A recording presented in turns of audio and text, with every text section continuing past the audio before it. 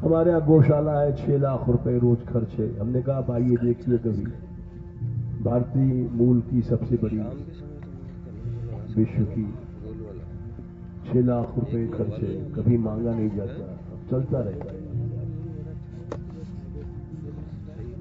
उसका कारण यह है, हम ये भी बात इनके कहने के अलावा भी सोच रहे थे। आज कोई कह रहा था कि कुछ लोग यात्रियों से पैसा ले लेते हैं बीच में, दलाल लोग। तो हम इस विषय में कुछ कहना भी चाहते थे कि ऐसा करने से हम लोग धर्म को खोखला बना देते हैं, धर्म में शक्ति चली जाती है। हमारा सनातन धर्म सबसे श्रेष्ठ है और उसको हम जैसे लोगों ने खोखला बना दिया। देखो, ब्रजवासी कौन है? ब्रजवासी के परिचय ब्रह्मा जी ने दिया है। ब्रह्मा जी ने दशम स्कंद के 14वें अध्याय में कहा है, यद्यप मैंने चोरी किया, पाप किया, बछड़ों को, ग्वाल बालों को, लेकिन इतने चोरी करने पर भी एक बात तो मैं जरूर कहूंगा आपसे गोपाल, और दावे से ठोक कर कहूंगा कि इन ब्रजवासियों के आप सदा ऋणी रहोगे।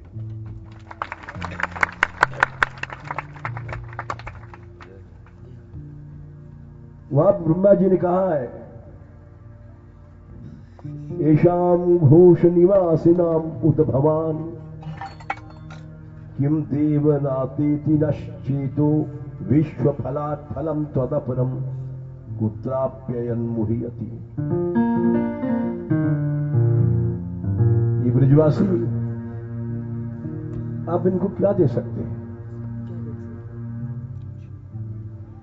अगर कहो कि हम अपना स्वरूप दे देंगे, विश्व फल, तो भी हमको संतोष नहीं है, क्योंकि वो तो आपने जहर पिलाने वाली पूतना को भी अपना स्वरूप दे दिया था।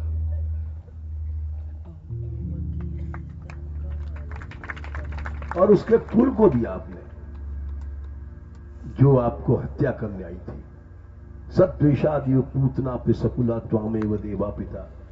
और ये ब्रजवासी, इनका धाम, अर्थ, पैसा, सुहृद, परिवार, स्त्री, पुत्र आदि, प्रिय, आत्मा, शरीर, प्राण, आशय, चित्त, मन, ये सब इन्होंने आपको दे दिया, तो आप इनको क्या दे सकते हैं? किम, कुछ नहीं दे सकते, आप इनके ऋणी रहेंगे। भाई ऐसा बन जाए, ऐसा बन जाए तो उसको ऐसे पैसे की जरूरत ही नहीं पड़ेगी,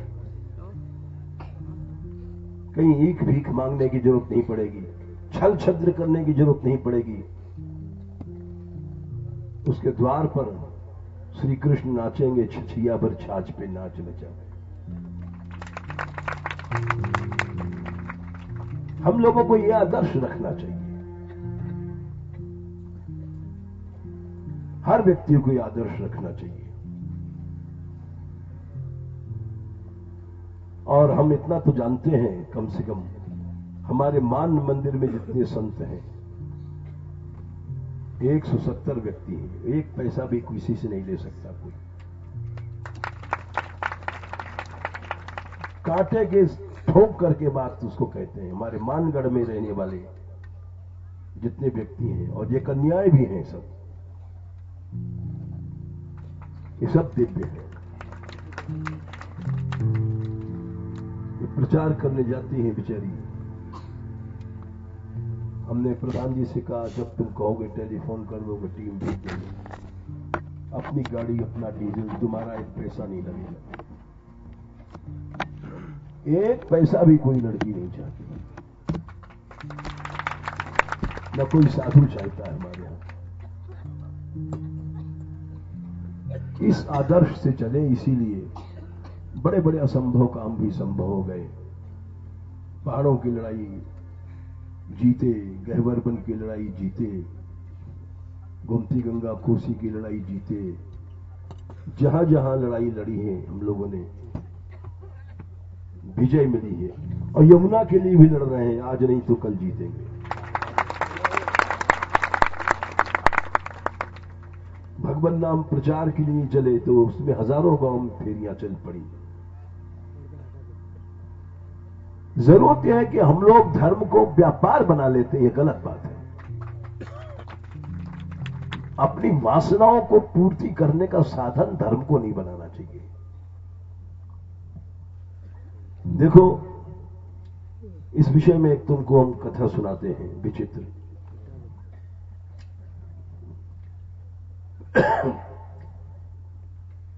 शरियाती राम जी के पुरखा मनु के पुत्र थे। मनु आदि पुरुष थे और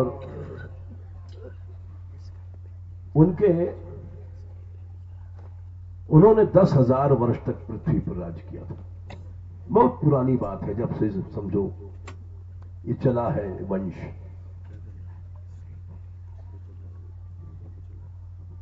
तो उत्तान, बरही, आनर्त और भूरिशेण, ये 3 लड़के थे उनके।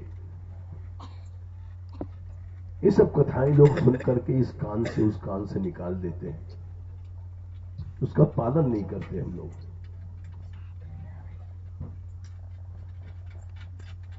राजा शरियाती ने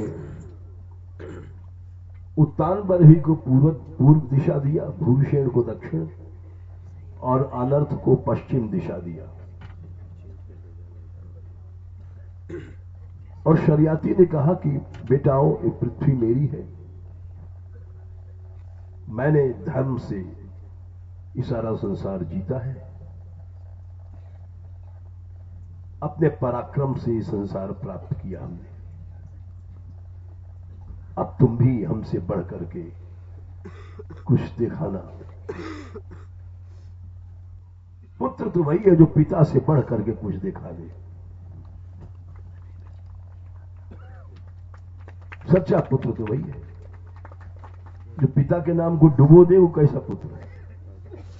पुत्र माने पुत नाम नरकात त्रायते इति पुत्रा। पुत कहते नरक। नरक से में जाने वाले अपने पूर्वजों को जो बचा लेता है, बाप, बाबा, परबाबा, सबको, उसका नाम पुत्र होता है। और आजकल तो कोई जा रहा होगा ऊपर तो उसको नरक में डुबो देंगे, ऐसी संतान है। पिताजी की बात सुनकर के बीच का लड़का जो अनर्थ था वो हंस गया। तो पिताजी ने कहा कि तुम मेरी बात सुनकर के हंसते हो, हमारे पुत्र होकर के हमारी बात पर हंसते क्यों हंसे? बोले पिताजी मैं तो इसलिए हंसा कि पृथ्वी आपकी नहीं है। क्यों? पृथ्वी तो एकमात्र कृष्ण की है, आप हम क्या चीज है? वो सच्चा भक्त था। जीव किसी चीज को अपना मानता है वो गलत है, बिल्कुल गलत है। मैं तो अपने प्रबंधकों से कहता हूं कि अभी मेरापन, मैंपन नहीं गया। मैं देखता हूं कुछ लोगों में, अगर इन सब में मैं मेरापन चला जाए तो ये पृथ्वी का सबसे बड़ा यज्ञ बन जाएगा। लेकिन अभी इनमें राजस है। मैं चाहता हूं वैसा अभी नहीं बना है।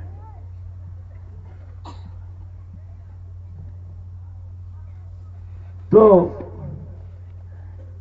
पिता को बुरा लगा।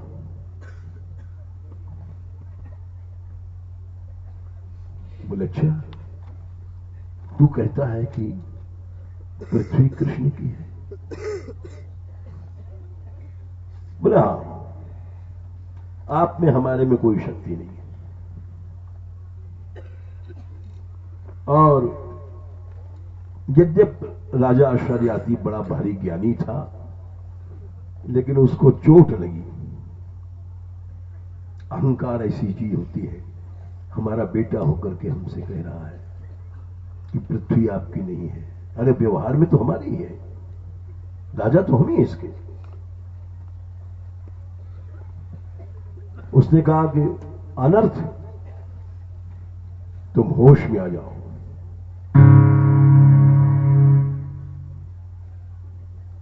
बोले क्या? तुम संभल के बोलो, व्यवहार में मैं ही राजा हूं इस संसार का। बोले पिताजी मेरा निर्णय सत्य है, मैं अपने निर्णय से हट नहीं सकता, पृथ्वी आपके लिए है। उन्होंने यही मंत्र कहा था, ये प्रमाण है कर संहिता में।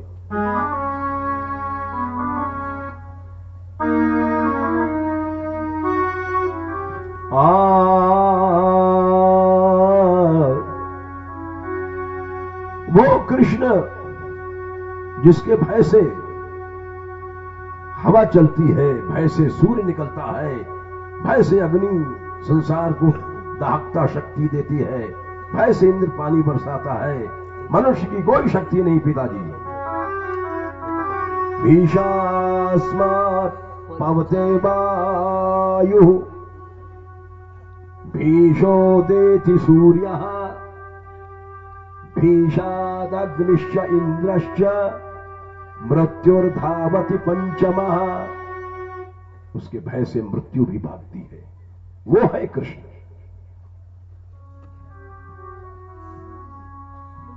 मनुष्य व्यर्थ में अपना मेरा मेरा मेरा करके मर जाता है।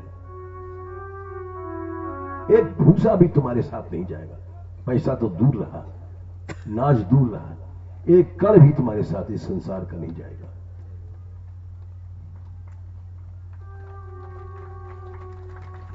कितना बड़ा ज्ञान है। हम साधु लोग भी पैसा इकट्ठा करते हैं, कितना बड़ा ज्ञान है। इस मोह को छोड़ के चलो, धर्म का चमत्कार देख लो, यही देख लो कौन चला रहा है यात्रा। किसी से कुछ नहीं लिया जाता है, फिर भी कौन चला रहा है।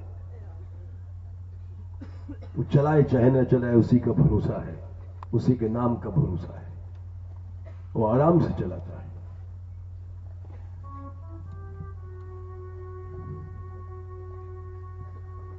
राजा शरियाती बहुत बड़ा ज्ञानी था, लेकिन फिर भी बोले दुष्ट, हमारा पुत्र हमारे सामने उत्तर देता है, तो दूर चला जा हमारे राज्य से। सारा संसार पृथ्वी हमारी है, अगर तेरे में शक्ति है तो हमारी पृथ्वी से छोड़कर अलग रह के देखा। ठीक है, तू कहता है कृष्ण की है तो अलग रह के दिखा दे हमें। बोले ठीक है पिताजी, मैं जा रहा हूं, तुम्हारी पृथ्वी को मैंने छोड़ दिया, इस पृथ्वी पर मैं कभी पांव नहीं रखूंगा। बेटा हो तो ऐसा हो। अहंकारी नहीं था, भगवान का भक्त था।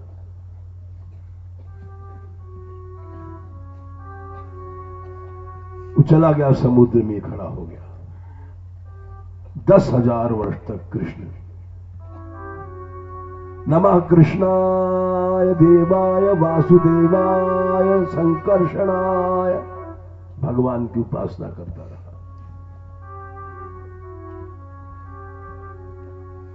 10,000 वर्ष तक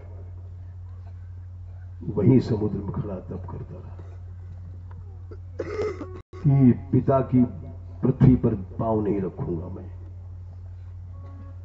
10,000 वर्ष नहीं, चाहे 10 करोड़ वर्ष बीत जाएंगे, मैंने भी ठान लिया है, जीऊंगा तो कृष्ण के सहारे जीऊंगा, नहीं तो नहीं जीऊंगा। ऐसा विश्वास हो जाए तो क्या आनंद आता है।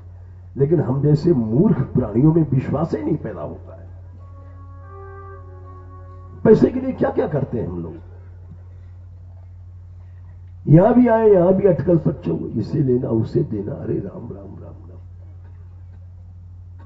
कितने लज्जा की बात है।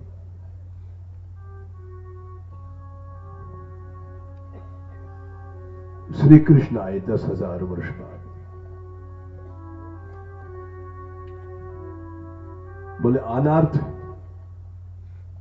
ध्यान में खड़ा 10,000 वर्ष से, सुना वाणी, अनर्थ देखा श्याम सुंदर आकाश में खड़े।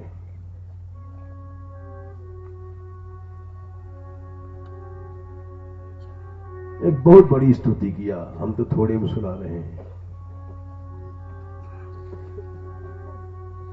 बोले मैं तुम्हारे मन की बात जानता हूं। बोले प्रभु तो आप तो जानते ही हैं, हम क्या कहें।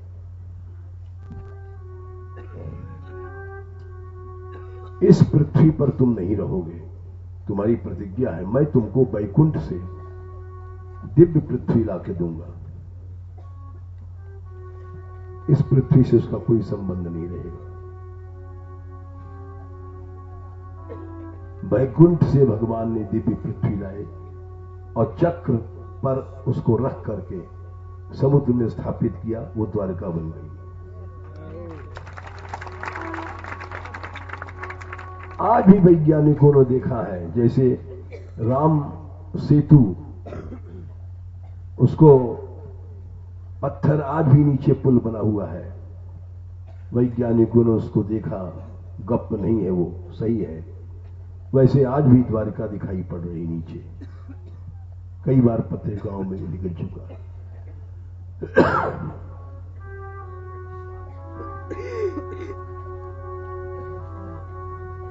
द्वारका की स्थापना भई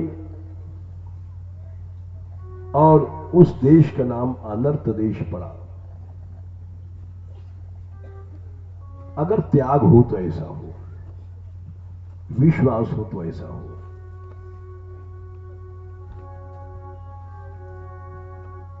हम लोगों का विश्वास नहीं है, जब भी धक्के खाते रहते हैं।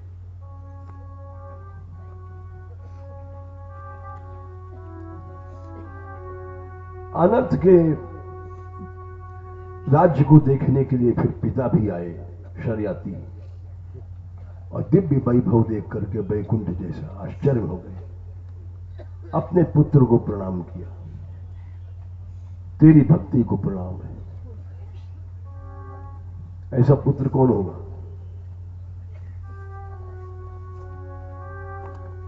अनर्थ के भी एक रेवत नाम का लड़का हुआ, जो बाप से बढ़ करके वो रैवतक पर्वत द्वारका में स्थापित किया, अपने भुजाओं के बल से उखाड़ के लाया था।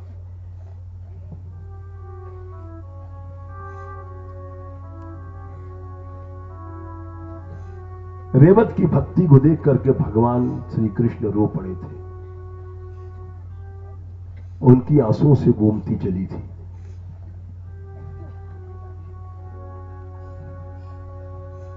तो वो गोमती जिसके बारे में लिखा है कि उसकी महिमा को ब्रह्मा जी भी नहीं कह सकते,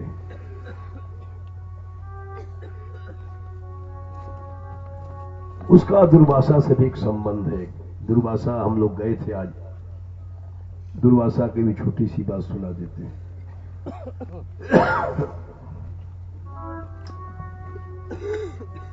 गोमती में एक चक्र तीर्थ है। चक्र तीर्थ बड़ा विचित्र है।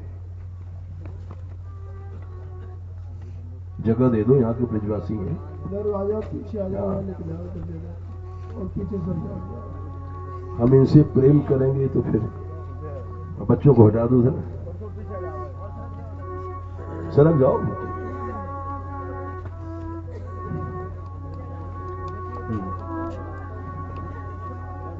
बिराजी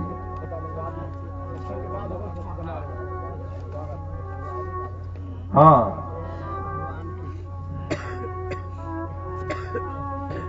तो वो गोमती में चक्र तीर्थ की एक विचित्र घटना हुई है, वो भी हम सुना दे, त्याग से संबंधित है। ये हम इसलिए सुना रहे हैं कि हम इन आदर्शों को लेके चले हैं।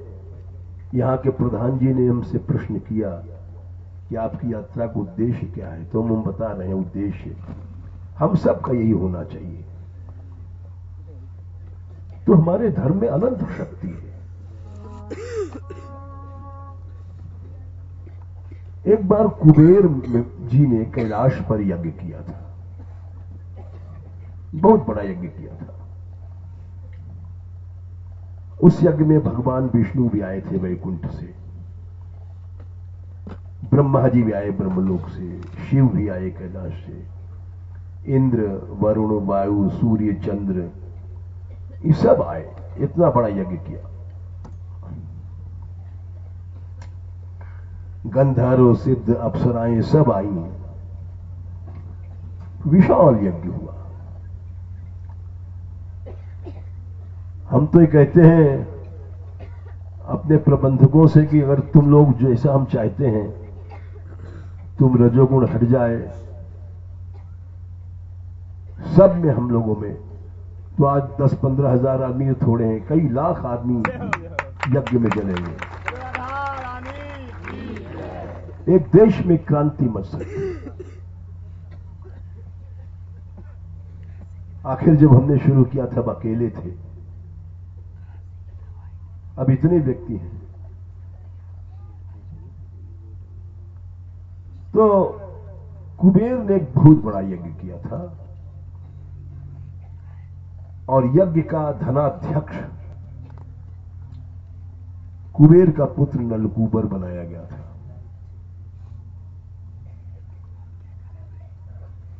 रक्षा के लिए वीरभद्र जो शिव के रूप है उनको लगाया गया। सेवा का कार्य सबसे छोटा, उस पर गणेश जी को लगाया गया जो मंगल मूर्ति है। छोटी छोटी सेवा करने के लिए गणेश जी। इतना बड़ा यज्ञ था।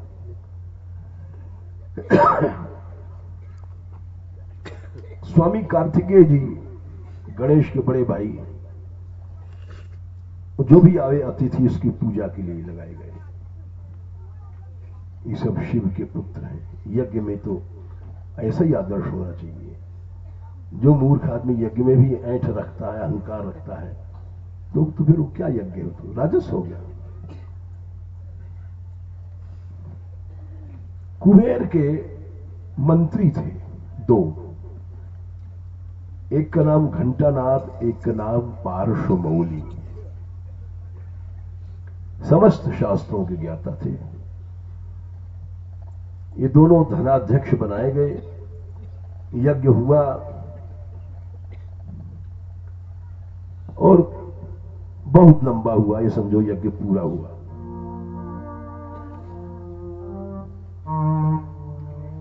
जब पूरा हुआ उतने में दुर्वासा जी आ गए। दुर्वासा हम लोग गए थे तो उनका चरित्र भी हमको सुनाना था। ये विचित्र शिव के अवतार हैं। हमने आपको सुनाया था पहले कि भगवान राम के भी अंतिम समय में पहुंचे थे, बोले अयोध्या भस्म कर दूंगा। तो लक्ष्मण जी डर गए और उन्होंने लंबी कथा सुना चुके हैं। द्वारका में भी उन्होंने यदुवंशियों को शाप दिया, यदुवंश नष्ट हो गया। बड़े तेजस्वी वो आ गए, खड़ाऊ पहन करके, हाथ में दंड छत्र लेकर के।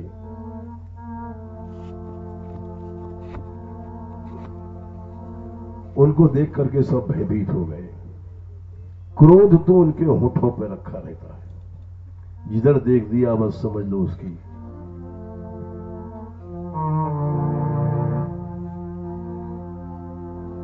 कुबेर ने बैठ करके पूजा किया उनकी।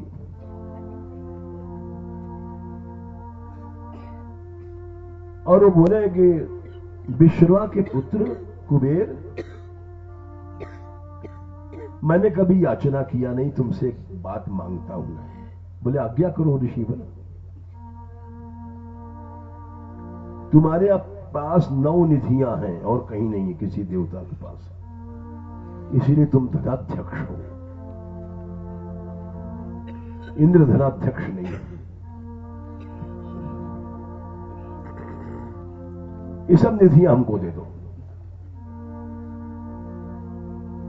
ये मांगा उन्होंने।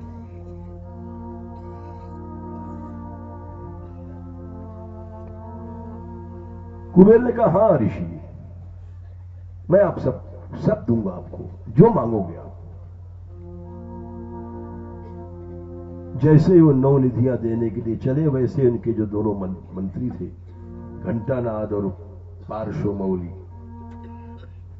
उन्होंने कहा, अरे महाराज कुबेर जी, ये बड़ा लोभी ब्राह्मण है।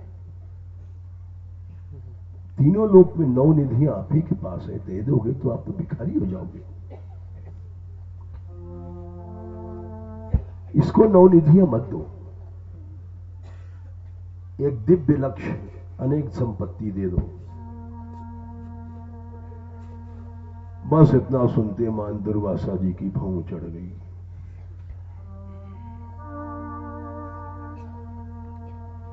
और लिखा है, ये सारा ब्रह्मांड 2 क्षण तक उनके क्रोध से हिलता रहा। आकाश पाताल सब, ऐसे तपस्वी ऋषि हैं। सब संसार हिलता रहा, यों टेढ़ी कर दिया दृष्टि।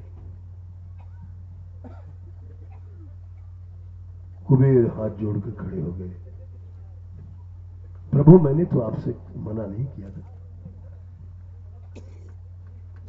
हाँ, तुमने तो मना नहीं किया, लेकिन ये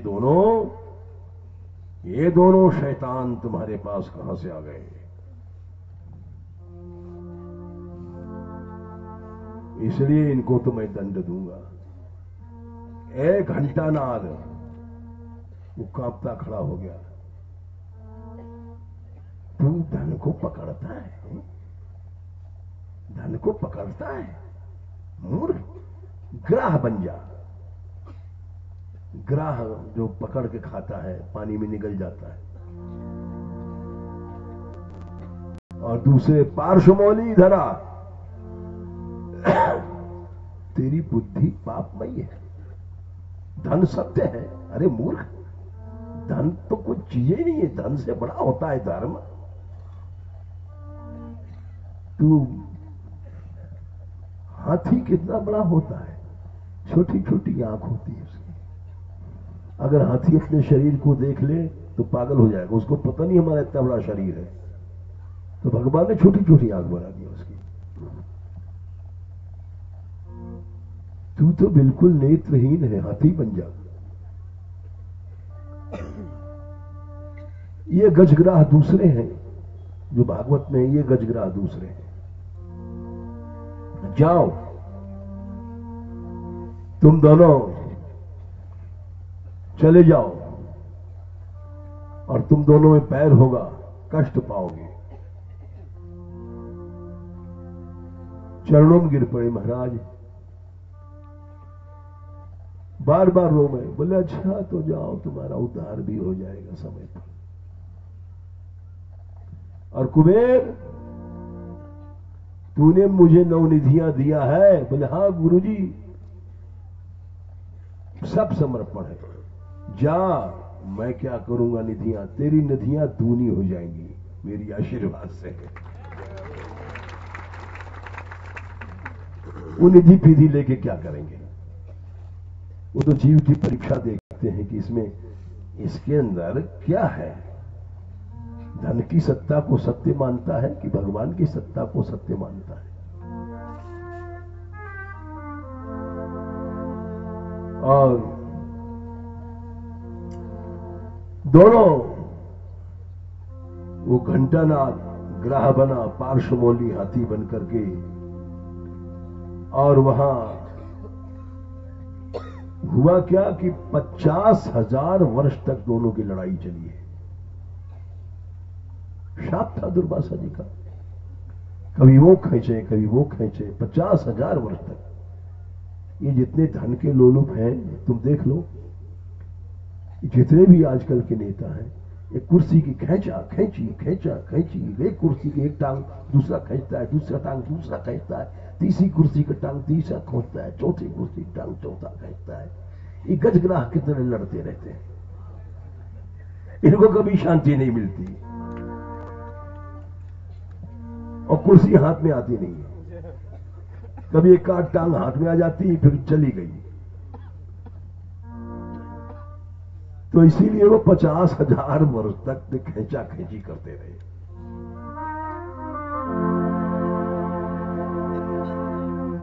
आखिर में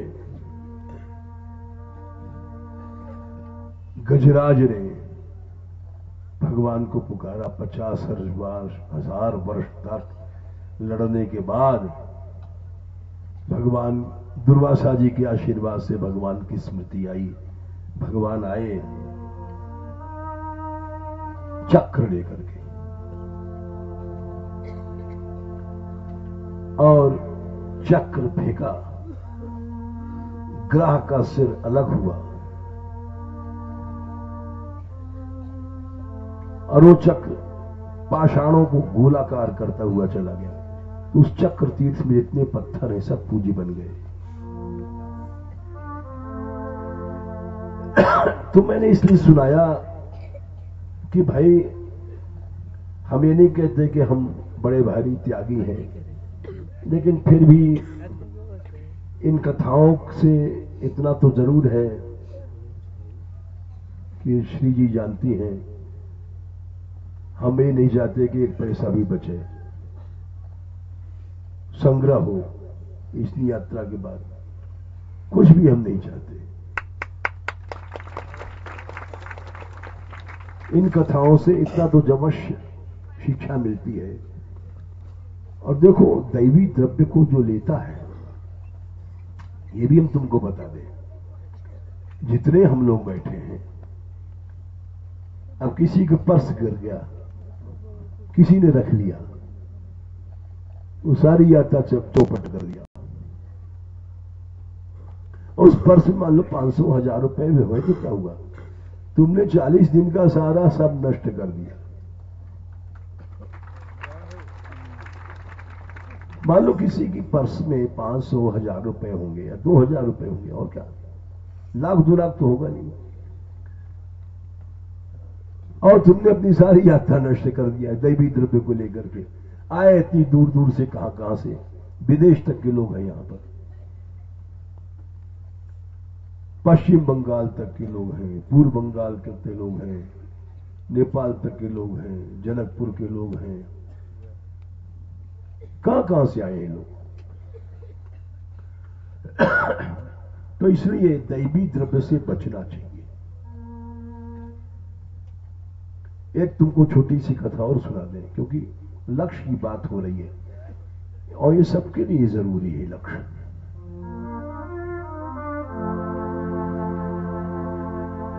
भगवान ने बकासुर, प्रलंबासुर और केशी को मारा था।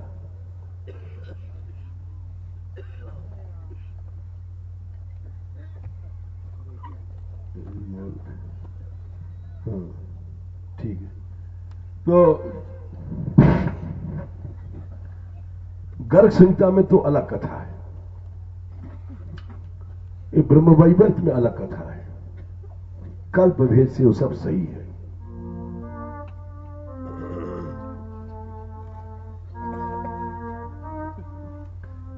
देखो भागवत गर्ग संहिता को हमने छोड़ दिया, इस समय ब्रह्मवैवर्त से हम कथा सुना रहे हैं।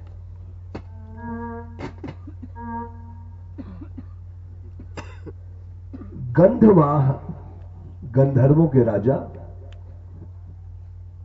उनके 4 बेटे थे, वसुदेव, सुहूत्र, सुदर्शन, सुपार्श्व।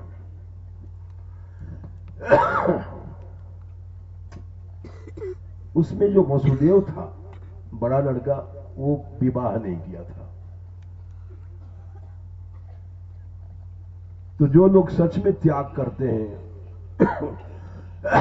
ऐसा नहीं कि अब साधु बन करके भी हम लोग उससे भी ज्यादा गड़बड़ मामला करें, धन संग्रह करें और भोग का लक्ष्य बना हुआ है, तो वो गड़बड़ मामला है।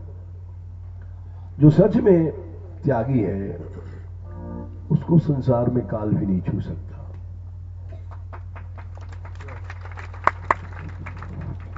वासुदेव जी तो वैसे ही मुक्त हो गए, बाकी 3 लड़के सुहूत्र, सुदर्शन और सुपार्श्व, ये तीनों जैसे ग्रस्त लोग भक्ति करते हैं, भगवान कृष्ण के भक्त थे। और तीनों चित्र सरोवर एक ऐसा सरोवर था जिसमें कमल ही कमल होते थे, लाखों कमल थे। उन कमल को लेकर के पार्वती जी महादेव जी की पूजा श्री कृष्ण पूजा करती थी। महादेव जी ने कहा था कि पार्वती के इस सरोवर से कोई भी अगर फूल लेगा चुराएगा, तो पहरेदार थे वहां, तो असुर बन जाएगा। अब देखो इस कथा में बड़ा सुंदर शिक्षा है। दैवी द्रव्य को लेने वाले, चुराने वाले असुर ही बन जाते हैं। हम जैसे लोग जो धर्म को उन्होंने एक बिजनेस बना रखा है, वो खाली असुर ही बनते हैं। कल्याण बल्याण कुछ नहीं होता। सब लोग कान खोलकर सुनो। जब आए हो यहां पर अपने अपने गांवों से छोड़ करके,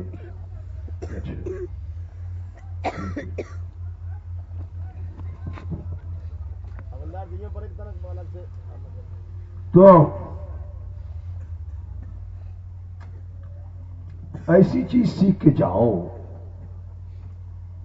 तुम्हारे को जीवन भर, इस जीवन में अनेक जीवनों तक अगर मिले तो रोशनी दे तुमको। ये तीनों गए और देखा बड़ा सुंदर सरोवर, बड़े सुंदर कमल। तो इन्होंने कहा कि कमल ये तो भगवान को चढ़ाने लायक हैं, और चोरी कसे उन कमलों को उन्होंने उठाया। उतने में शंकर जी के जो सेवक थे बलवान, उन्होंने पकड़ लिया। तुम हमारी आंखों में धूल नहीं झोंक सकते, हम शंकर के गण हैं। तुम्हारी हिम्मत कैसे कि तुम इस सरोवर में चोरी करने चले आए।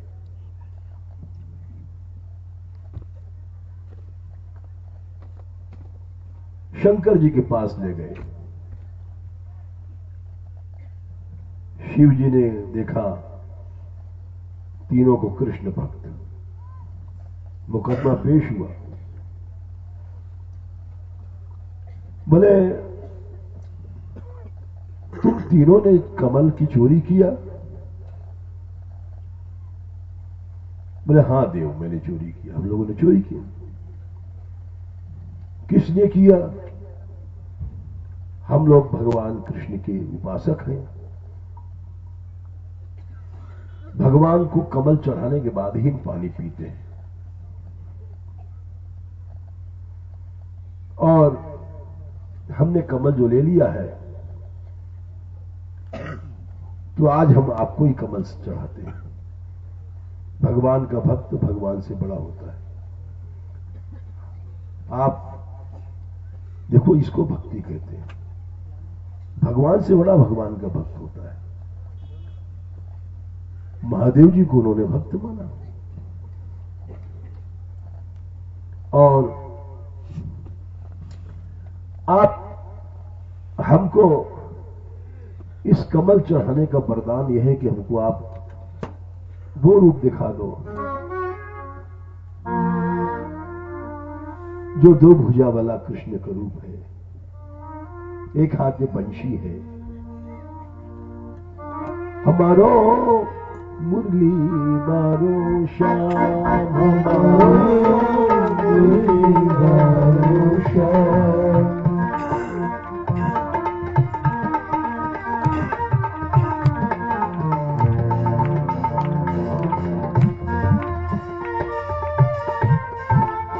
मुरली वाला श्याम हमारो, मुरली वाला श्याम हमारो। बिन मुरली बनमाल चंद्रिका, बिन मुरली बनमाल चंद्रिका।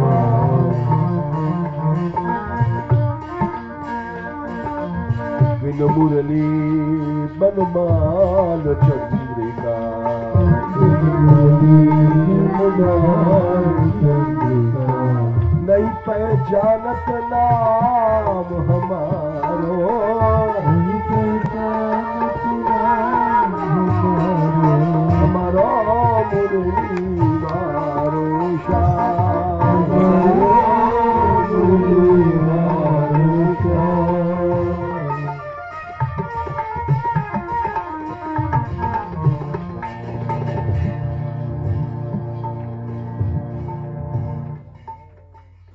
गाएंगे नहीं क्यों, कभी कथा बहुत सी कही। तो आप वो दो भुजा को रूप हमको दिखा दो। बड़ा सुंदर कृष्ण का रूप वर्णन किया। तो भगवान शिव बोले, देखो भाई, कृष्ण भक्तों को तो मैं इतना प्यार करता हूं कि मेरे नेत्र सफल हो जाते हैं जब भगवान कृष्ण के भक्तों को देखता हूं।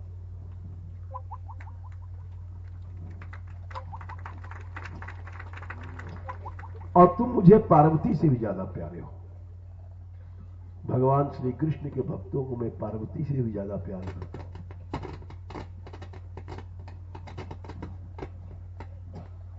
और लेकिन मैंने प्रतिज्ञा कर रखी थी कि जो इस सरोवर का कमर लेगा उसको असुर बनना पड़ेगा। तुम पहले असुर बनोगे, लेकिन तुमको कृष्ण अवश्य मिलेंगे। ये मेरा आशीर्वाद भी साथ रहेगा। सदा के लिए मिल जाएंगे कृष्ण। एक बार तुमको हमारी प्रतिज्ञा के लिए असुर बनना पड़ेगा। इसके बाद भगवान शिव ने उनको श्री कृष्ण दर्शन कराए, उनकी इच्छा से प्रकट हुए और वही सुहोत्र बकासुर बना, वही सुदर्शन प्रलंब बना, सुपार्श्वकेशी बना। और उसके बाद इनको नित्य गोलोक की प्राप्ति हो गई। अनंत काल के लिए भगवान कृष्ण के पास पहुंच गए। तो जो फूल की चोरी पर असुर बन गया और हम जैसे लोग नोटों की चोरी करते हैं धर्म के पीछे, तो कितने बड़े असुर हैं। ये विचार करो भाई, नहीं तो हमारी इस यात्रा में इतना सत्संग है, इसमें भी ऐसी घटनाएं कभी नहीं होनी चाहिए। चाहे हीरा भी मिल गया, सोना मिल गया, फेंक दो। अपनी यात्रा क्यों नष्ट करते हो लोभ में। अब यहां की लीला थोड़ी सुना दें। ये तो इन्होंने प्रश्न किया था प्रधान जी ने कि आपकी यात्रा का क्या स्वरूप है, क्या लक्ष्य है। तो हमने बताया और हमने भी कहा कि हम आपको आमंत्रित भी करते हैं। आप अकेले नहीं, 100, 200, 500 हमारे यहां सदा गहबर वन में कभी भी आ जाओ। अभी तो 32 दिन तक हमारी यात्रा है। और भक्ति का प्रचार करो, ऐसे प्रधान बन जाओ कि नाम हो जाए भक्ति के प्रधान।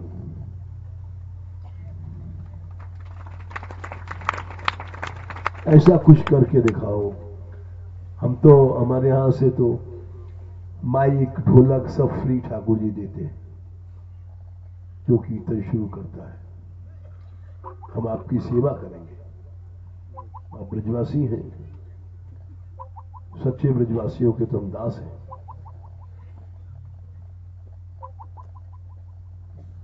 तो इसलिए अब ये होडल का क्षेत्र बोला जाता है। होडल होडल ये अलग नहीं है। ये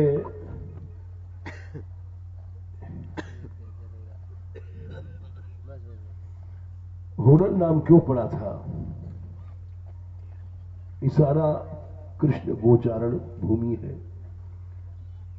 ग्वाल बाल खेल में स्पर्धा करते हैं, होड़ा होड़ी करते हैं। ये भागवत में प्रसंग आता है। क्वचित नृत्यसु चान्येषु गायकौ वादकौ स्वयं। ये भागवत में 18वें दशम स्कंद के 18वें अध्याय में आता है। होड़ करके परस्पर कौन अच्छा गाता है, कौन अच्छा खेलता है, कौन अच्छा नाचता है, कौन अच्छा कूदता है, इकबाल बालों में होती है। क्वचित नृत्यसु चान्येषु गायको वादको स्वयं। कभी ग्वाल बाल नाचने लग जाते हैं तो श्री कृष्ण बलराम गाते वो और बजाते हैं। शशंसतुर महाराज साध्य साध्विति वादनो। सुखदेव जी कहते हैं कि रीझ करके श्री कृष्ण बलराम कहते हैं, वाह क्या सुंदर नृत्य किया तुम लोगों ने। अथवा अनेक प्रकार के होड़ हैं। केचित वेणुन वादयंतः। केवल कृष्ण ही बंशी नहीं बजाते थे, ग्वाल बाल दाऊ जी सब बजाते थे और बंशी बजाने की होड़ लगती थी। केचित वेणुन वादयंतः, ये 15वें अध्याय का श्लोक है। ध्वंत श्रृंगाणी केचन, और सींगी का नाद करने की होड़ होती थी। केचित भृंगई प्रगायंत, कोई भूरे के साथ सुर मिला के गाते थे। कूजंत कोकुलई परई, कोई कोकुलाओं के साथ स्वर की होड़ करते थे। ये सब भागवत के श्लोक है। इन लीलाओं का हर गांव से संबंध है, लेकिन इसको न कोई कहता है, न कोई सुनता है, न सुनने वाले रहे, न कहने वाले रहे। और विच्छावया भी प्रधावंत, यह भी 15वें अध्याय का श्लोक है, 10-15। दौड़ रहे हैं पक्षियों की छाया के साथ। ऊपर पक्षी चल रहे हैं कृष्ण लीला देखने के लिए दिव्य, उनकी छाया के साथ ग्वाल बाल दौड़ रहे हैं, होड़ लग रही है। विच्छाया भी प्रधावंत गच्छंत साधु हंस। कई नदी किनारे सरोवर किनारे पहुंच गए तो हंसों के साथ होड़ कर रहे हैं। जैसे हंस चलते हैं वैसे हंस की तरह चल रहे हैं।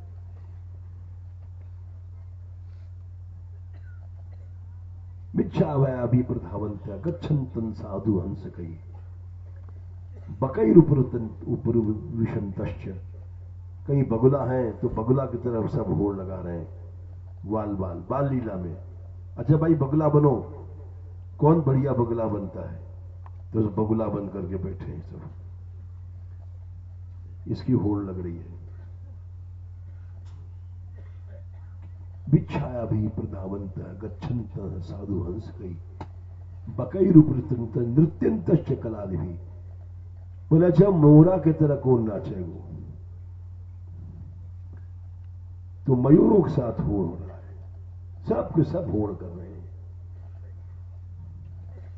फिर होड़ कैसे कर रहे हैं? बंदरों के साथ, बाल लीला है। विकर्षंतः कीश बालान, बंदरों के बच्चाओं के पूंछ पकड़ के खींच रहे हैं,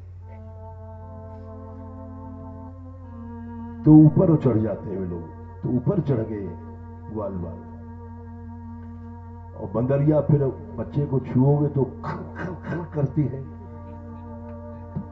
तो ऐसे से करती है, तो फिर उसी तरह वो भी करते हैं, खर खर खर। बाल लीला है। विच्छाया भी प्रदान गच्छंत साधु कंस बकई नृत्यंश विकर्षंत कीश बालान आरोहंत तैर्दुमान विकुर्वंत तई साकम प्लवंत प्लवादि भी। बंदर जब गुस्से में आता है तो ऐसे ऐसे पेड़ को हिलाता है, तो वैसे कर रहा है, तो ये भी ऐसे ऐसे कर रहे हैं। फिर काय को होड़ कर रहे हैं? वो साकम भेकई विलंघनता। सरोवर किनारे गए तो बाल लीला है, बहुत से मेढक बैठे हैं और मेढक फुद्द करता है, यहां से उछला वहां गया, यहां से उछला फुद्द। तो सब ग्वाल बाल बोले, अरे भाई ये मेढक कूद खेल खेलेंगे। बोले ठीक है। तो जैसे मेढक कर रहे हैं यूं उछले चारों पांव से, वैसे हो गए। तो वैसे ही साकम भेकर विलंघनता उनके साथ होड़ कर रहे हैं। सरित प्रस्रव संप्लता, धाराओं में सरोवरों में ये खेल हो रहा है। सरित प्रस्रव संप्लता, अथवा होड़ कैसे कर रहे हैं, विच्छाया भी प्रदाम। पानी किनारे खड़े हैं, परछाई जा रही है, तो बाल लीला है। तो अपनी परछाई देख रहे हैं वहां पर पानी में, और ग्वाल बाल कहते हैं ऐसे हाथ उठाते हैं तो परछाई में भी हाथ उठती है, तो ऐसे करते हैं तो वैसे ही करते हैं, तो उससे होड़ हो रहा है। शपंतश्च प्रतिस्वरान, आवाज लौटती है, टकराती है किनारे से, कुआं बोलो, तो उससे होड़ हो रहा है। नहीं मानेगो तो आवाज आती है, नहीं मानेगो दो सारे में, तो कहे तो दो सारे में नहीं माने, ये होड़ हो रही है। विकर्षण, विच्छास, तो ये सब अनेक प्रकार के यहां लीलाएं इन क्षेत्र में हुई हैं। थोड़े में हमने बताया, प्रमाण से बताया। इस प्रतिस्पर्धा के खेल को इसलिए ये होड़न क्षेत्र बोला गया। यहां कृष्ण लीला प्रतिस्पर्धा के साथ बाल बालों के साथ हुई है। आज उसी लीला के क्षेत्र में हम आए और इन साधारण लीलाओं को लोग समझ नहीं पाते हैं, हुल्लड़ समझते हैं, लेकिन हुल्लड़ नहीं है, ये भगवान की बाल लीला है। इसको देखने के लिए ब्रह्मादि तरसते हैं। उसी क्षेत्र में हम लोग बैठे हैं। ये इस क्षेत्र की थोड़ी सी लीलाएं भी हमने सुनाई।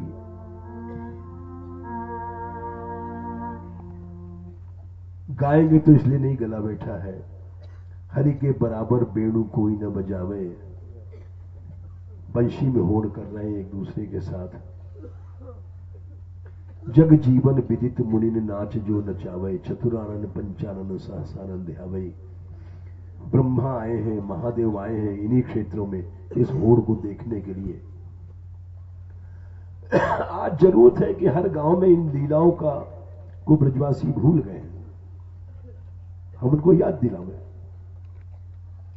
भूल गए कि बहुत पुरानी 5,500 वर्ष पुरानी बातें हुई, और ब्रज की संस्कृति सब भूलते जा रहे हैं। हमें पता तो नहीं, हम जब आ रहे थे तो एक छोटा सा स्कूल पड़ा था यहां, करीब 100 गज या 50 गज की दूरी पर। तो वो हमारा नियम है, कोई स्कूल रास्ते मिलता है तो हम खड़े हो जाते हैं, ये सभी यात्री जानते हैं, और उनसे प्रार्थना करते हैं कि अटेंडेंस हाजिरी में आप एस सर क्यों कहते हो। जैसे प्रार्थना में के बाद अटेंडेंस होती है, हाँ मदन लाल बोले यस सर, राम जी हाँ यस सर, अब सब लड़के yes sir yes sir yes sir yes sir कहते हैं। अरे तुम भारतीय हो, हिंदी पहले तो सीखो, यस सर क्या करते हो। तो उनसे कहते हैं जय श्री कृष्ण करो, भगवान का नाम निकलेगा। अगर कोई कहता है कि साहब मुसलमान नहीं बोलते तो जय हिंद कह दो उसे, भारतीय संस्कृति की छाप पड़ेगा। कोई भी स्कूल अब नहीं है जो भारतीय संस्कृति ब्रज संस्कृति को बतावे सुनावे, किसी भी लक्ष्य नहीं रहा। जमाना बदल गया, कलयुग ऐसा आ गया। तो हम प्रार्थना करते हैं, मानो न मानो तुम्हारी इच्छा है। तो इसलिए ब्रह्मा शिव आए हैं यहां पर, बाल बाल लिए जमुन कच्छ बच्छ चरावे, सुर नर मुनि अखिल लोक को न पार पावे, तारन तरन अगणित गुण निगम नीति गावे, तिनको जसमत आंगन ताल नय नचाए, सूरज प्रभु कृपा धाम भक्त बस कहावे। और जब होड़ लगती है तो रीझत ग्वाल रिझावत श्याम, ग्वाल बाल रीझते हैं, श्याम सुंदर सुनाते हैं, मुरली बजावत सखन बुलावत, सुबल सुदामा ले ले नाम। मुरली में हर व्यक्ति का नाम लेते हैं, हसत सखा सब तारी दे दे, नाम हमारो मुरली लेत, श्याम का जब तुमहु बुलाओ, अपने कर दो ग्वालन देत। श्याम सुंदर कहते हैं, ले मेरी बंसी ले ले, तू बजा, मुरली ले ले सब बजावत, काहू पे नहीं आवे रूप, सूर श्याम तुमरे मुख बाजत, कैसे देखो राग अनूप। ऐसे सैकड़ों पद हैं इस क्षेत्र के जहां श्री कृष्ण प्रतिस्पर्धा करते हैं और ग्वाल वालों के साथ खेलते हैं। इसी तरह से गोपियों के साथ भी प्रतिस्पर्धा होती है और गान की, नृत्य की। हर गांव की नाम के पीछे कुछ रहस्य होता है। ये होरल क्षेत्र के पीछे बहुत सी कथाएं प्रतिस्पर्धा की छिपी हुई हैं भागवत में। यहां श्री कृष्ण लीला भूमि है। और अब कीर्तन कर लो, फिर सवेरे हम लोग पंचारी के लिए चल देंगे। हाँ, क्या कागज? अच्छा, स्वागत के लिए आए जी। अच्छा जी, स्वागत करवाएंगे। हाँ अच्छा, ठीक है। आपके कार्यक्रम के बाद आप नीचे आ जाएं, क्योंकि आपको उस समय का। अच्छा, 10 मिनट बच्चियां बोलेंगी कह रहे हैं, 10 मिनट हमारे बाद। और प्रभात फेरी के ऊपर ये लोग बोलेंगी, तो हम कीर्तन कर ले, उसके बाद बोलेंगी। ये स्वागत आपका करने के लिए है। अच्छा भाई, तो स्वागत तो हमारा यही है कि आप भगवान नाम लो। चलो, आप कर रहे हो तो कर लो, बस माइक उधर, माइक उनके पास है, माइक।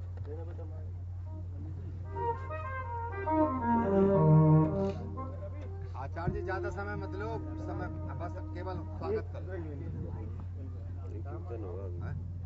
माइक उनके पास वहाँ। एक माइक दे दो भाई इनको।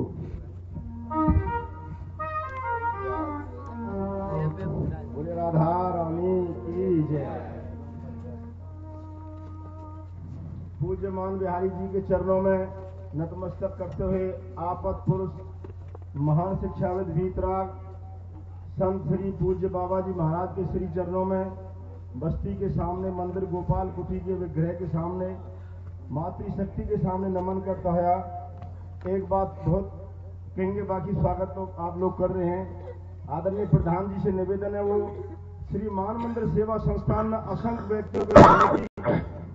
व्यक्तियों के ठहरने की, भोजन की, असंख्य गौओं की ठहरने की व्यवस्था मान मंदिर बिहारी लाल ने बनाई है। हमारे गोपाल मंदिर कुटी के पुजारी जी और सब नगर के गणमान्य व्यक्ति श्री मोहनलाल जी, श्री शेर सिंह जी, गोपाल जी, राधा